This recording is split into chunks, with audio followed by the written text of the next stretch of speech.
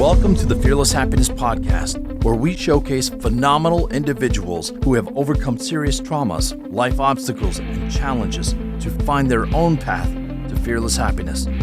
Listen as Max Naist invites guests from all around the world to share their experiences and spread strength, hope, and faith. This is the Fearless Happiness Podcast, and this is Max Naist. All right, everybody. Good morning, good afternoon, or good evening, wherever you are in this world. This is Max from the Fearless Happiness Podcast. Can't speak too good today, but I'm here with another amazing and special guest, Erik. I am not going to try to say your last name because it's kind of like mine. People, no matter how much they try, I wanted to get it right. How do you say your last name? The tough one, man. Hatterscheidt. I was close. German. I was the last kid in kindergarten to learn how to spell my last name. It was devastating. All of the things. Traumatic last name. No, it's well, my last name is Nijst, Nijst, and I've had people put SKI on the end and go, "Where did you see that?" Like, so I understand, right? Same team. People would just call me my first name and go, "Max, just come here." I'm not even going to try to say your name, but I'm glad you're here. So what I like to do, Erik, is kind of have you introduce yourself to the audience, like who you are exactly, what it is you do, and then you and I are going to go rock and roll.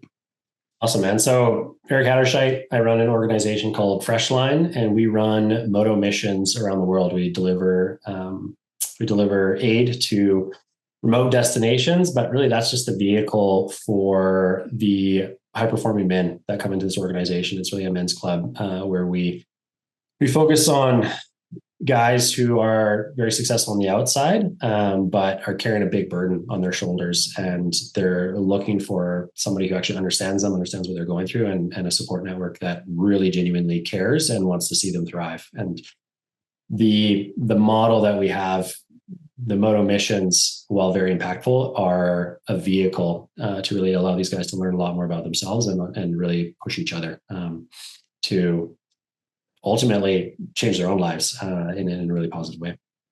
I love it because as I was doing my research and looking into, I mean, like you talk about remote stuff that you guys do, like aid in these places where most of us would be like, "Nah, I'm not going there," right? So it's kind of what he's talking about, everybody, right? Those things that are going to test your mettle, and actually, like you said, Erik, is find your true self, like who you are, like deep down inside, because you're going to go through stuff, and we'll get into that. But how did that come about? Like, talk about some of your past, like challenges you have gone through that has formed and shaped who you are today.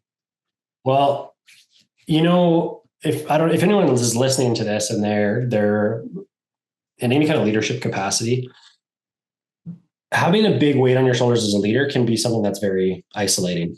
And it's something where maybe you wouldn't, but I think most people are shocked at the number of men, especially, who carry very, very heavy burdens and really don't have anyone to share that with. And I found that out very naturally in my own way. And there's a longer story here, but the short version is when I was in my early 20s, I took over the family business, which was a wilderness resort in Canada, here in British Columbia. And it was both physically very isolating, but more importantly, there was a lot of weight for me my parents are immigrants. I'm the oldest child. And so there was a lot of weight for me to figure out how to succeed in allowing this business to run here in North American setting, how to market it, how to bring people in, and how to make it work. And there was a lot of failure in that process, but then also a lot of responsibility in paying the bills and managing staff and all of that. And also not necessarily knowing what my next move was going to be. And it all kind of came to a head one evening after I've been running the resort for about a year, where I came in from a 16-hour workday doing everything from managing staff to fixing plumbing lines under cabins, and cold, wet. This is like early winter. Came in, grabbed a beer out of the fridge, went and sat down at the coffee table and put that beer on top of a stack of bills. And I knew in the back of my mind that I didn't have a plan for how I was going to pay those bills. And so I just sat there and stared at that beer. And in that moment, I just broke down crying. I was just bawling because I was feeling like I had all the responsibility in the world and I had no one that was there to support me or just even to talk to understand like what I was going, that would even resonate with what that was. Because despite the fact that this resort, there's people every day, you've got guests, you've got staff, you've got people that you are interacting with and responsible for.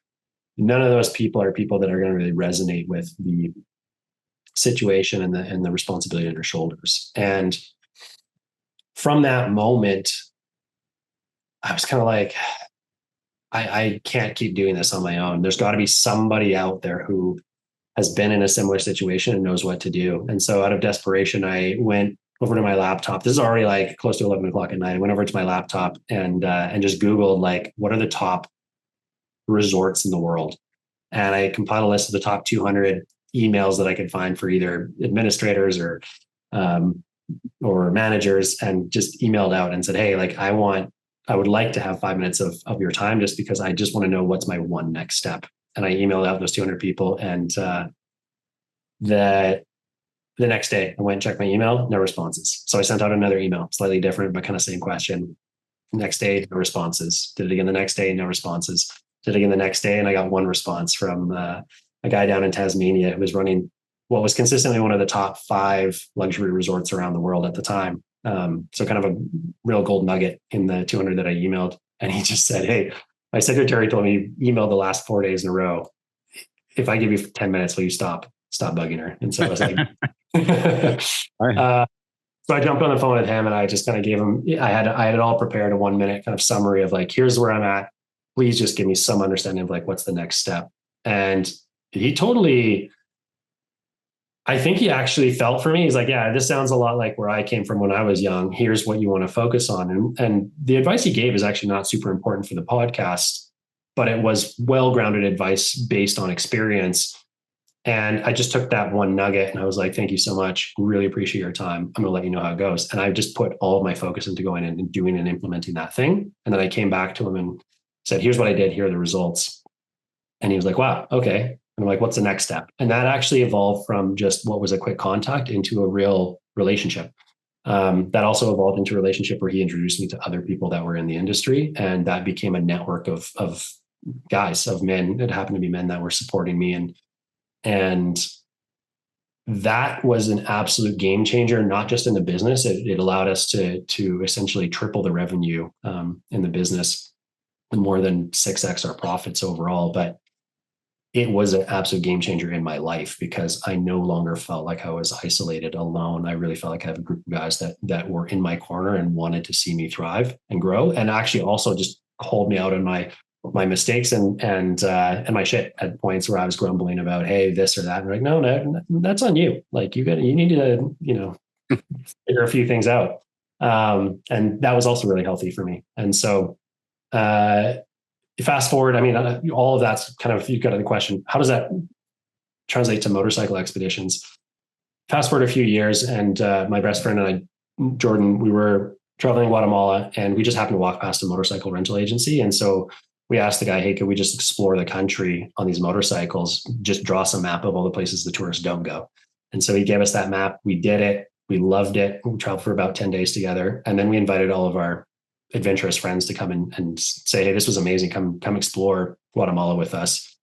And they all said yes. They all booked in time. And then one by one, before that date arrived, they all backed out. And so out of desperation, we kind of just threw out a social media message to a bunch of guys and said, hey, anybody who's reading this, we've got deposits on these bikes. If you want to show up, come explore the country with us. And the guys who answered the call, there was about 6 guys who answered that first call. We went and explored Guatemala with them, and they were all friends of friends. So we were strangers with most of them.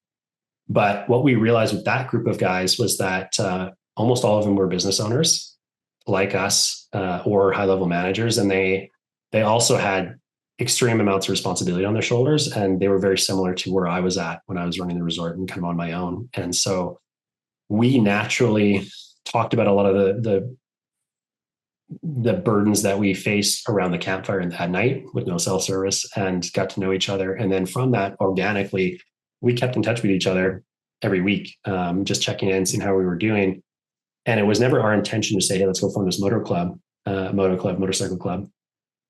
it was those guys just saying, okay, well, where's the next place we're going to go? What are we going to do? And then they started telling some of their friends, and they're like, hey, can we, is it cool if we invite Greg in? And is it cool if Johnny joins us and whatever? And so it went from those 6 guys to the point now where we're almost at 300. Wow. So as I'm listening to what you're saying, right? And I'm relating on certain levels. I'm just going, yeah, right. Cause like when you're the oldest, or in your case, you're running the family biz, right? And by no fault by mom and dad, but it's like they throw this on you and go, it's your turn, right? And you're like, whoa, wait a minute. Like, how am I going to do this, right? But at the same time, when you were at that moment where you, like you said, you put that beer on the bills, right? And you're like, what am I going to do? That's the part of our human experience, right? That's going to make us or break us, right? So instead of you just like, I'm going to say like, maybe, because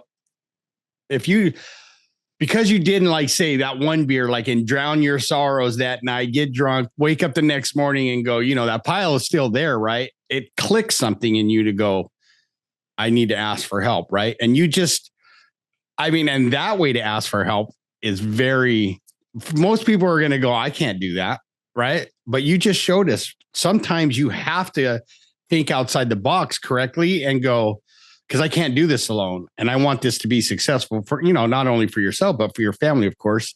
How am I going to do this? And that one guy that gave you a response back, right? Even if he just said, hey, quit bothering my secretary, right? But look what you did, right? And this is where you inspire me, right? Is like, I'm not going to get on like say with you, Eric, I need help. And I'm just going to start giving you my life story. You're going to be like, I'm done. Like, click. What you did that shows me, and I'm hopefully the audience a lot of value, is that you were straight and to the point, because you knew I have to catch his attention if he's going to help me. And I can't make it this long drawn out thing, which I've been guilty of in the past. Right. So you're teaching me as I'm listening to you.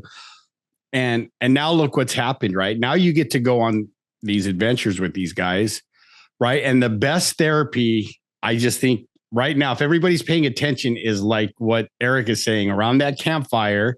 There's no electronics, and they're just chatting and having a conversation and helping each other out, right? Because it almost feels like being a father, right? Like that responsibility you're talking about. Because I sit here some days and I'm just like, I look in the mirror and go, what am I going to do? Like, right. And now that I'm a grandfather, it even feels like that's a bigger responsibility. You know what I mean? Because I want to leave, a legacy. And I'm not talking like tons of money for, that would be, of course, but I'm talking the ones where, like you, I know you can relate, where like if my kids or my grandkids look at me, they're going to go, Dad he's the man, because he did what he said he was going to do when he said he was going to do it. He always shot us straight, and he showed us how to get through tough times, right? Without folding, like I like to say, right? And I have learned in my recovery, right, that asking for help is a sign of strength. Right. Like I know I couldn't get sober early on by myself. If I didn't get the help, even though it was court directed, right? Like I'm grateful that they did, because now it taught me that there's like-minded, like in your case, there's like-minded people. And now you have a vehicle for them to unload that burden a little bit with people who can relate. So, I know this didn't happen overnight, right? And as it built, what were some of the challenges with that? Now you got your resort at home, right? And now you got this men's club. Like, what are some of the challenges that you see that have happened to you in creating this business? There's a lot in the story between the resort and kind of the motorcycle club. There's a few businesses that I started and ran. And maybe I'll give you just a really quick version, but like, Resort actually went well. That was a family business. And eventually for me, I just told my parents, hey, I'm in my early 20s. I did it for about 3 years before I went to them and said, this is getting isolating for me. I'm not meeting any friends my age. I'm not meeting any girls. I'm not I want to have the opportunity to go build a life outside of this, because while the job itself was awesome, the ability to go and socialize with people my age wasn't there. So I went and I sat down, and maybe there's another good kind of life lesson that I actually got from my dad. He's like, hey, take a gap here, take a month and do nothing other than just think about what you want your life to look like. Write that down. Not even like specifically the job, but just like what do you want your life to look like? Are you traveling? Are you staying? Like, are you in one place? Are you in somewhere warm, colder? Like, what does that look and feel like? And so I went through that exercise and just said, okay, I'm mapping out my life. And then from there, you kind of work backwards and say, all right, to get there, what are the first steps? What needs to happen? And for me, coming from the resort where I was very locked in, I wanted the complete opposite. I wanted freedom to be able to operate and travel and go wherever I wanted to. And so I knew that was going to be an online business. So open to anything, but ended up partnering with another guy and starting an online virtual assistant company. We grew that to a few hundred employees. Challenge there. We took on investors, and that was my first learning about investors and the reality of having to pay investors back. Everything was great until we had to start paying them back. And then all of a sudden my business partner was like, oh, this isn't fun anymore. And he was a bit of a hippie. And he was like, if it's not fun, I'm not interested. But the problem was that he was the majority owner. I was like, dude, if you're taking off, he's like, you can leave if you want. I'm like, we have a few hundred employees. Like, what are you talking about? Right. Sorry, we had 50 employees. We had hundreds of virtual assistants under them. So a lot of people that were involved in that organization. Like, you just, like, everybody here is on the payroll. You're just going to abandon them. And he literally kind of ghosted us. And so it took me a number of months, but and there's a whole backstory there, but I had to turn that company around to the point where it was very healthy, profitably. And he had told me when he left, like, hey, don't worry, like, I'll turn the whole thing over to you. I don't want it. And then as soon as it was profitable again, he came back and was like, oh, I want it back. And I was like, so yeah, of course, after you did all the legwork. Yeah. So cut ties with that guy. But in that process, also learned that I was good at marketing and I enjoyed teaching other people marketing. And so from there, I went and built a marketing consulting company. Similar story actually to the resort. And with all of these, there's a common theme, which is me looking for who's the best in the world that I have access to and how do I learn from them. And so marketing consulting literally tapped into the best I had access to and would talk to me. And I flew over to Australia with an open ticket to go follow a couple actually at the time was running one of the largest business marketing consulting companies in Australia. And I just shadowed them. Just pester them. They didn't even say, hey, why don't you come do this? I just said, I'm coming. I'm going to show up. And then I took that information and I went and built a marketing consulting company in Canada, originally just for all businesses. And then I ended up specializing in tourism. And that comes from a lot of the tourism that I'd learned. And built that up to a point where we had an organization around 600 clients in tourism. And then COVID hit. And as you guys all know, marketing, tourism, and COVID, within a week, we lost all of our clients. I just thought, oh, this is a pretty stable business. Like, it would take a lot for us to lose all our clients. Well, in a few days, we went from everybody paying to everybody being on pause. And we tried to keep that business going for about 8 months because it was continually just like, stop, just a few weeks to stop the spread. Like, this will be over soon. And so kept staff on payroll, kept trying to see what we could to be relevant in the industry, and then eventually had to shut that down. And then I went and did some contract work in marketing, helped build up marketing teams for some old colleagues of mine. And then coming out of that is where the motorcycle club kind of evolved. And it just got to a point where it grew big enough that it went from a side of the desk project to a full-time thing. However, in that process, we had a guy that was initially a member, and we didn't know a ton about his background, but he came in and he had a transformative life experience being part of the club. He's like, that was the most impactful thing I ever did in my life. And he asked if he could invest.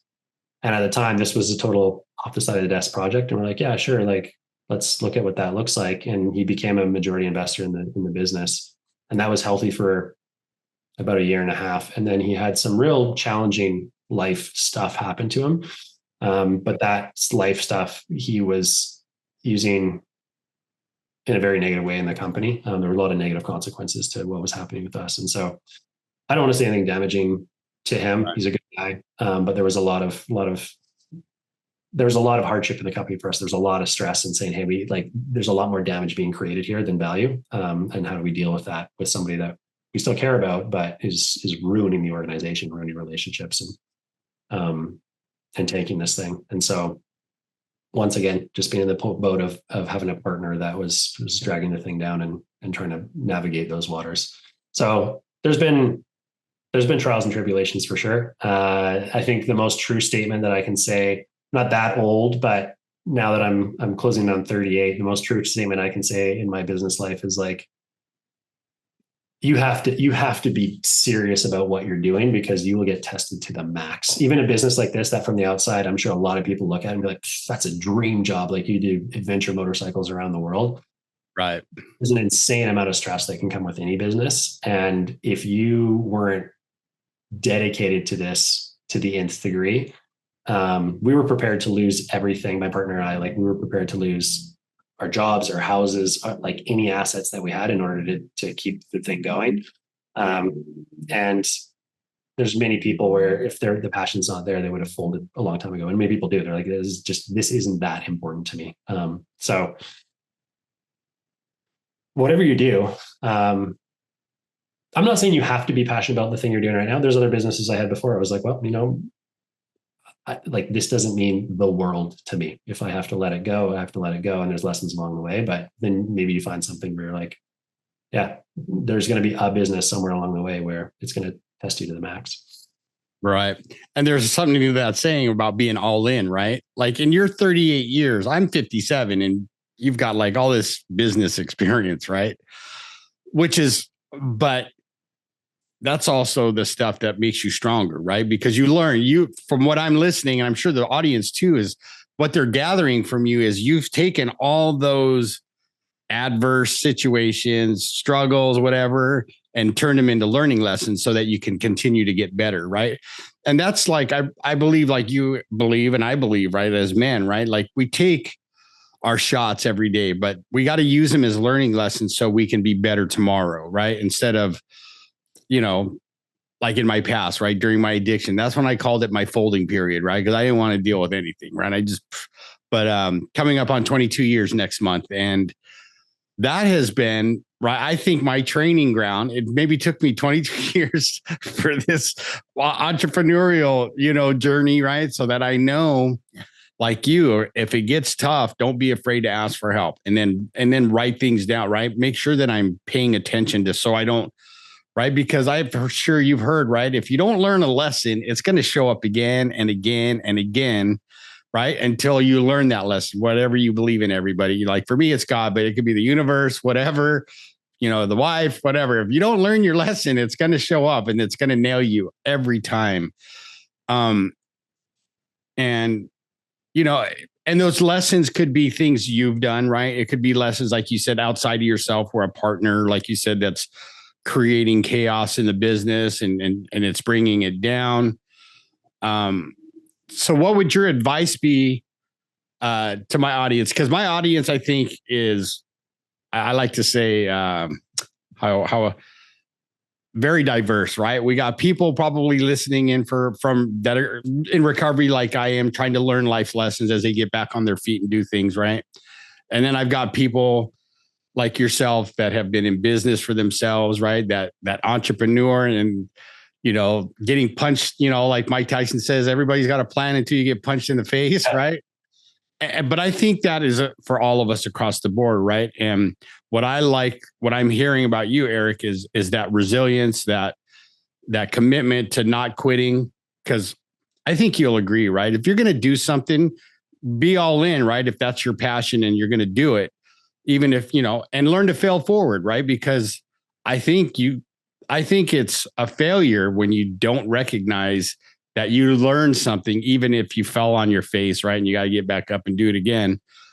Because all the greats, like you hear about all the greats that have done it, right? In business, right? They didn't make it to the top because, boom, I'm an overnight success, right? You hear about years and years of trials and, like you said, tribulations. But what would your advice to be to the audience out here? Like, if they're going like, Erik, God, I'm relating to your story, I'm scared to even start a business because I don't know what I'm doing. right? Because now he just laid out what happened to him and it really freaks me out, right? But what would you say to someone like that? I had a really good business mentor. It depends on where people are at in their entrepreneurial journeys, but I had a good business mentor that, as I was trying to start my own consulting business here in Canada, it required me to set up workshops and speak from stage to try and sell people into my consulting programs. And the mentor I had at that time, I did my first workshop. I booked it. I was like, I'll make it kind of small, book 20 people. Of the 20, like 3 showed up. I did my talk. It was horrible. I was all over the place. I was stumbling through it. I lost my way at points. And then at the end, one of the ladies came up to me and was like, "Hey, you tried real hard." I was like, wow, that almost twisted the knife. And I remember that was another time I just sat down in the room and I just cried because I was like, I am awful at this thing. And I called this guy who I trusted, was an older guy. I knew he had spoken at events and things. And I was just like, I don't think I'm cut out for this. And he asked me the question. He said, "Well, why do we do anything for the first time? Because you're not going to be perfect. So the only point of doing something for the first time is just to get out of the way. Eric, you're not going to be good at this until you do it 20 times, 50 times. But you got to do it 50 times. So the first time you do it, you're going to suck. And that's okay.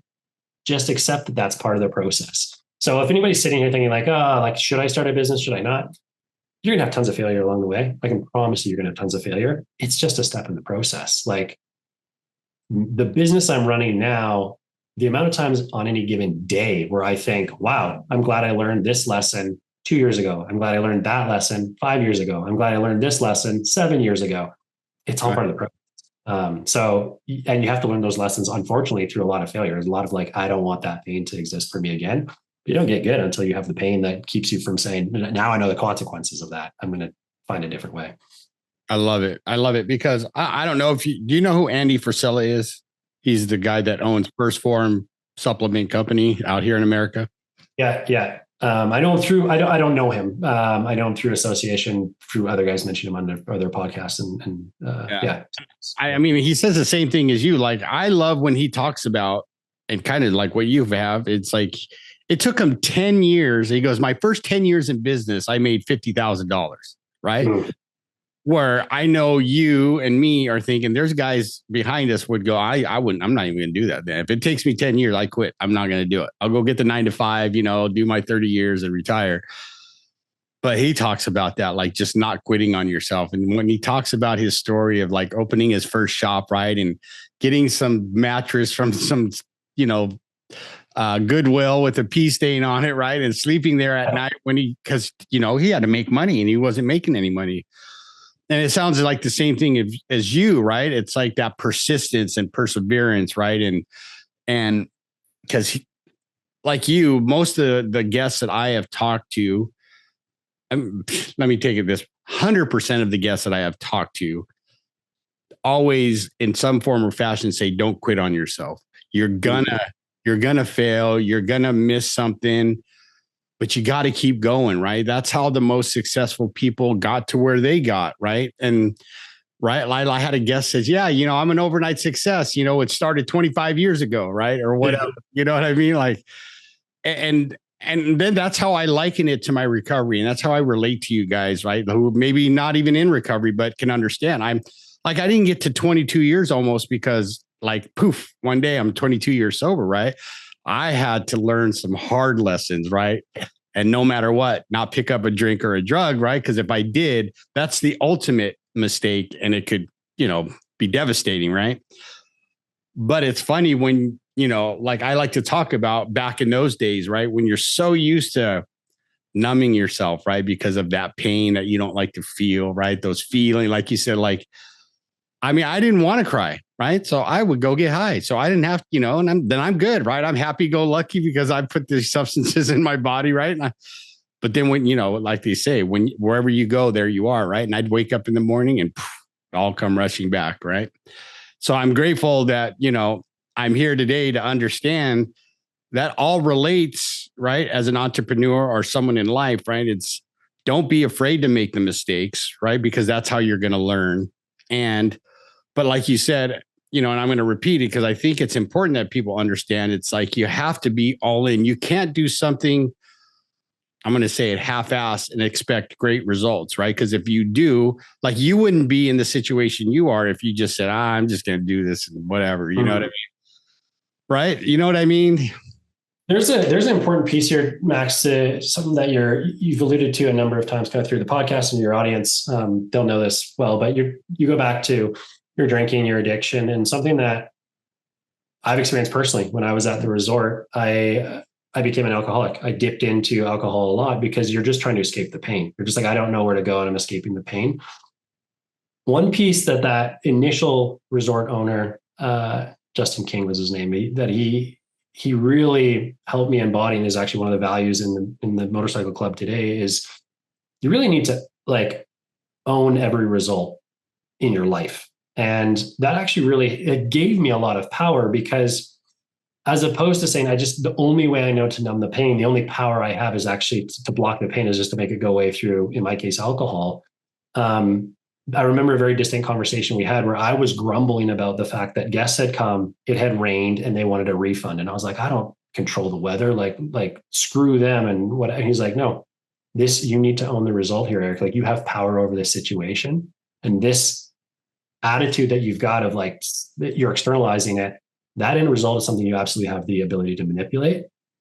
What would happen if you actually thought about what's the experience you're going to give these people if it rains, and you're planning for that, and you actually make that something where if it rains, people get excited about it, and you're changing outcomes. And that was a total mindset shift for me to be like, oh, I don't need to be lost and dull my pain in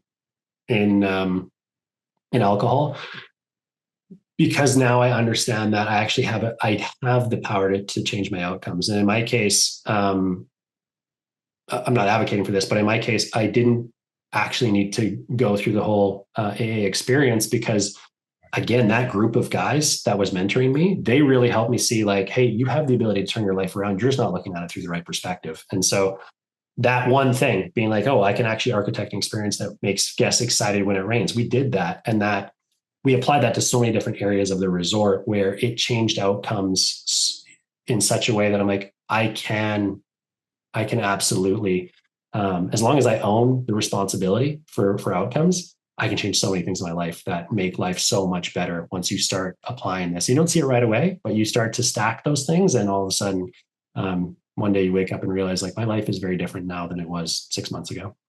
Right. And I love that. Right. And, I always like to preface, I'm not pushing any trying to 12-step AA, any whatever. Right. But if you listen to what Erik said, right, it's the connections he built with these gentlemen. That was his tribe, right? That helped him overcome or kick the habit, right? And realize that I don't need that.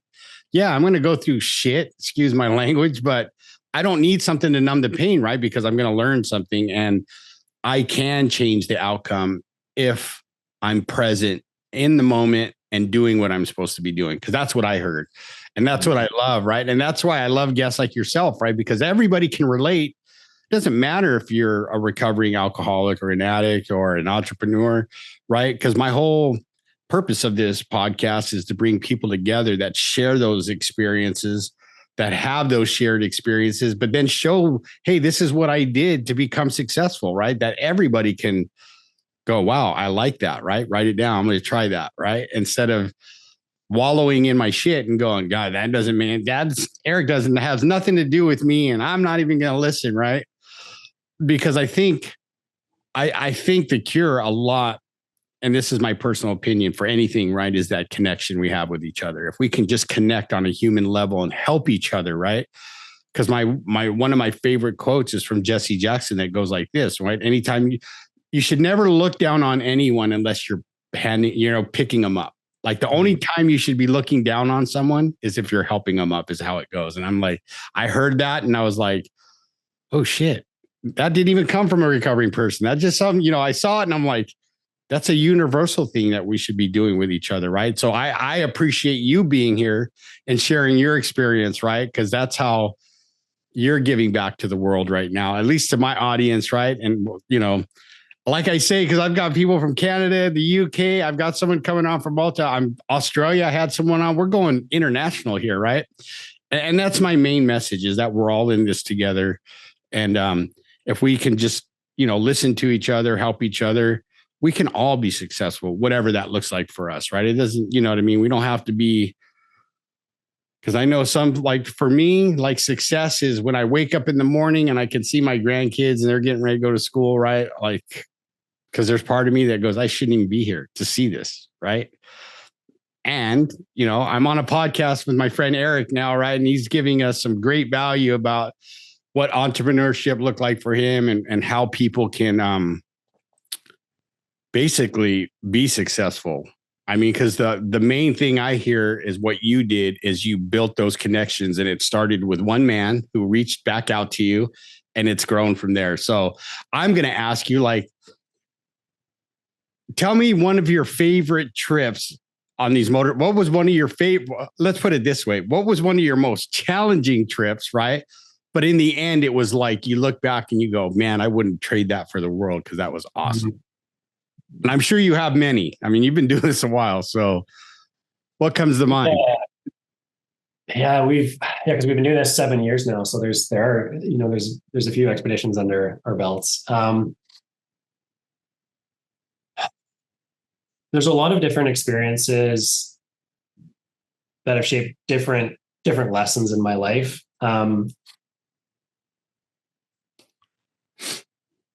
on podcasts, we go after the leadership lessons, because that's often what I'm interviewed for. That's what a lot of guys come into the organization. They're looking at how to improve as leaders. But if I'm being real, one of the most impactful moments, just a moment in time that I had, was only 4 or 5 months ago. We were in Papua New Guinea, and we were delivering medical supplies out in remote Papua New Guinea, out in the mountains of Papua New Guinea. And when we go in, we're totally self-supported. We fund ourselves, we support ourselves, we bring in our own stuff, we bring everything on the motorcycles. One of the reasons we're going on motorcycles is because almost every place we go, it's really challenging to bring trucks in. And so that means we're camping off the bikes. And we end up in this village, and we set our tents at night. It pours rain all night. We get invited into the hut of the chief's brother, and we have a communal meal there with the whole village and the chief and everything, cram into this little smoky hut. Really cool experience that way. But the moment that really kind of hit me, like how blessed we are, we just don't think about it. The next morning, we got up, and Jordan, my best friend and the other co-founder in the club, he was putting on his socks in the morning, and the whole tribe crowds around him to watch him put on his socks, because they'd never seen socks before. And to them, they were just like, what is this thing you get to put on your feet? Right. And we've never thought about, like, I've never thought, like, how blessed am I that I have socks? But they just thought it was the most amazing thing. And that to me was just a moment to say, we get so lost in our world about all the things that are important, like all the things we think are important. And when you are on these expeditions, you really just hit this point where you realize, like, and the things I stress about, the emails I need to answer today, or the messages I need to get back to, or this project that needs to get done by a self-inflicted deadline I set and said I had to get done this week. Like, what the hell? Doesn't matter. It doesn't matter. I've got socks. I'm good. Like, life's good. I'm fine. And it really just helps ground you, and you realize, like, I'm okay. Like, all these things I stress about, I don't need to stress about. Everything's fine. So, I don't know if that probably wasn't the answer you were thinking or you're looking for, but that was definitely a moment for me. That was just like so many things don't matter. I've got socks. Absolutely what I was looking for. That's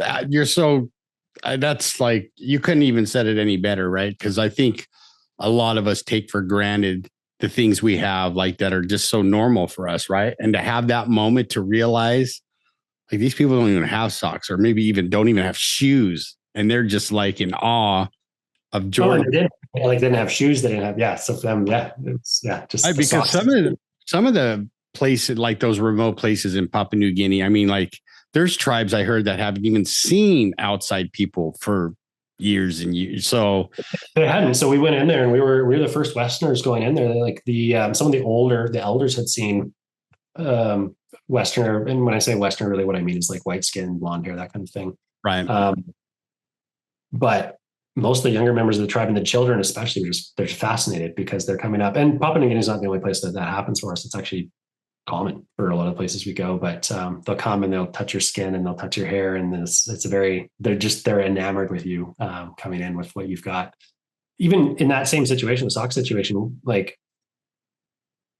we're trading goods with them. We're bringing in knives and axes and machetes and things that they don't have. For them, it's just it's gold for them, and they're giving us baskets and blankets and things that they've made, or some of their tools that we think are just cool, and some trade for them. So yeah. Love it. I mean, you can't beat those. Those are like once in a lifetime experiences. You know what I mean? But I've just heard you say you get to have many of these kinds almost on these trips that you go on with these guys. And what better way to teach leadership, right? Because I think on those trips, and tell me if I'm wrong, but I think on those trips that you go on with these motorcycle trips, right?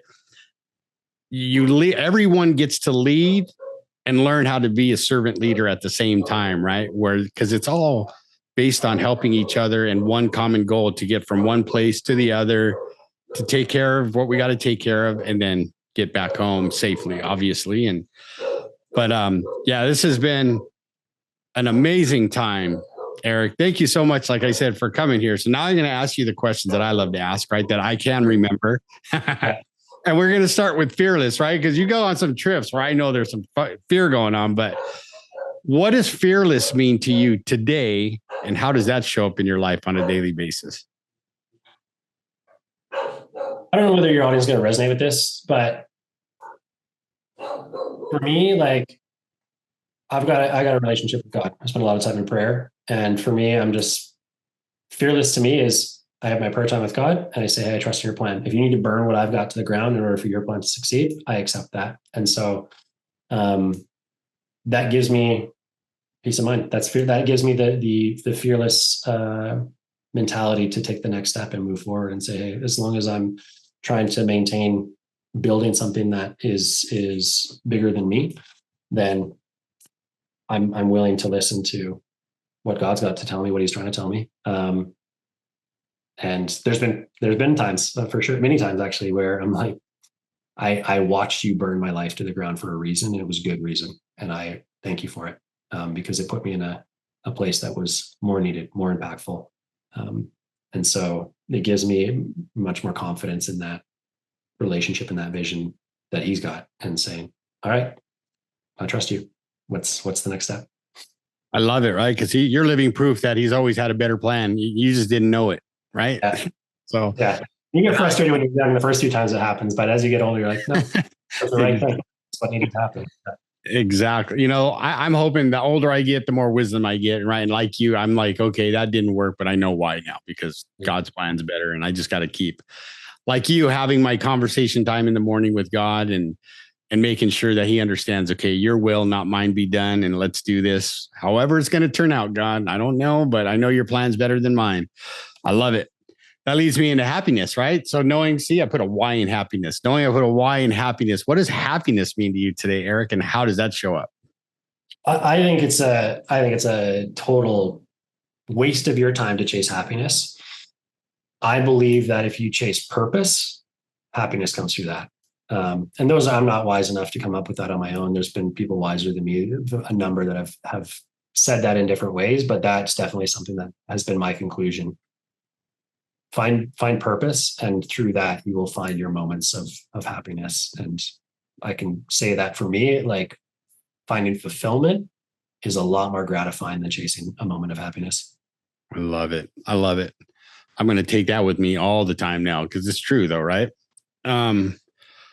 Like I said, Erik, this has been one amazing time. I know I could keep asking you questions about your trips and all this and that, but I want to ask you, like, if my audience wants to get a hold of you, right? If there are those leader entrepreneurs out there that are looking for this, that need to get a hold of you, how do they do that?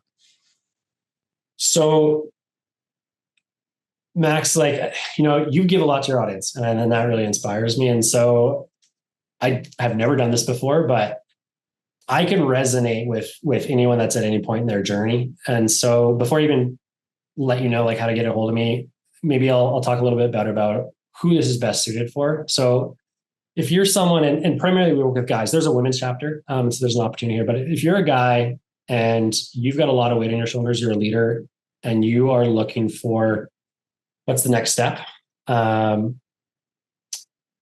If you reach out to me on LinkedIn, send me a message. I will make the time to sit down with you for an hour, which typically only happens for guys that actually are in the organization. You have to go through a full application, assessment, and a 2-week training program to be vetted to even have access to this. But I'll sit down with you for an hour and I'll go through and we'll take a look at the weight you're carrying and where we have the ability to shift some perspectives for you that will just really show you where you're taking on more than you need to, and then also where we have opportunities to dramatically change the relationships that you've got in your life. Because that's a huge part of this. Is like we sit around a lot of campfires, both on Expedition, and we do campfires every week digitally. And it all comes down to relationships for the most part. And so how do we tackle some of the very basic elements of relationship that can transform your business, your team, your relationships with your family, your spouse, your kids, your wife? So to get in touch with me for that, reach out to me via LinkedIn. You're going to have to send a request to connect and then send me a message, and I'll make the time to sit down with you for an hour and go through and take a look at it. I love it. You heard that, everybody. Take them up on it. I've learned so much in this short time we've been together, right? And I hope you guys are paying attention to what Erik's saying, right? Like, don't just let anybody into the club, right? You got to be serious. And serious, what I mean is like, he doesn't expect you to be perfect from what I'm hearing, but he's going to ask you some probably deep questions and be prepared to answer those questions. So, you know, get real. Yeah. And it's okay because like, dude, I mean, we've all fucked up. Like we all have, deep things that, men especially, there's a lot that we're ashamed of. There's a lot of shame that I carried. And that's okay. You don't need to have the walls up, and that doesn't help you when you have someone that you can actually trust. And that's what I'm saying here is like, if we have a chance to connect, it's okay to let your walls down. It's okay to talk about the things you're ashamed of because we've all had them. We've all got them. But at least we can address the core of what's really there. I love it. Yeah. We might have to have that talk, right? I'm always looking to someone. I don't care, where I'm at, there's always someone that has gone through already what I'm going through or have been through, and I'm just trying to connect like get these guys, but it starts with me, right? Like if I want my kids or my grandkids to be leaders, who are they going to look to? Right. And I like what you said. So I just, I've learned that vulnerability is a strength, right? So I'm just putting that out there to you guys. Whoever gets a hold of Erik, just be vulnerable so he can help you, even myself. Again, Erik, thank you so much for being here. I have learned so much. You're an amazing human being. Thank you for gracing me with your presence. It's been a great time, but you're not off the hook just yet. Now I get to ask you my favorite question that I ask of all my guests, and it goes like this. What is the one piece of advice, Erik, that you could give my audience to help them grow as human beings and become better people? I've already mentioned it on the podcast, but our actual value here in the club is own your shit. And honestly, like for a lot of our guys, just that one piece, that one element of saying, hey, if I look at all the outcomes of my life, like if I couldn't point the finger externally at anyone else and this was on me, what could I change? What could I do? Because that empowers you to take action and start changing outcomes. And so that's a huge one that I know it changed my life. I know it very much has changed my life to just be like, well, it doesn't help me to be like, oh, well, screw it. The government's doing this or my spouse is doing this and that pisses me off. I'm like, well, why? Why are they, why is my right. Why is my wife acting in a way that I'm like, do I blame it on the time of month or is it something that I'm doing? And if I'm really honest, it's, no matter what it is, whether it's business or personal, I'm like, no, it's probably something that I have the power to actually influence in a more positive way. Yeah, I resonate with that because it's kind of like what Jocko Willem, that book he wrote, Extreme Ownership, right? Like owning your stuff, like just all of us, like Erik said, we all have stuff that we carry guilt, shame over, right? But it's okay. Like if you find the right people and can get that out, that's going to actually help you instead of stuffing it down and acting like everything's okay. Thank you for that, Erik. I love it. Well, you heard him, everybody. Man, this has been a wonderful time, right? So if Erik made you think, if Erik taught you something, if Erik made you smile, and my famous, if Erik made you go, I like that. Please go to iTunes and leave a 5-star review so more people can find the podcast. And again, good morning, good afternoon, or good evening, wherever you are in this world. This is Max from the Fearless Happiness Podcast. Until next time. Are you tired of being weighed down by life's traumas and struggles? Join the Fearless Happiness lifestyle and let us guide you toward a brighter future. Explore our past podcast episodes and get a copy of the Fearless Happiness book to ignite your inner strength. If you or someone you love is battling addiction or facing challenges related to unresolved trauma, know that we are here for you. Visit maxnijst.org, maxnijst.org, and take the first steps toward finding your fearless happiness. Thank you for listening. This has been a production of Fearless Happiness.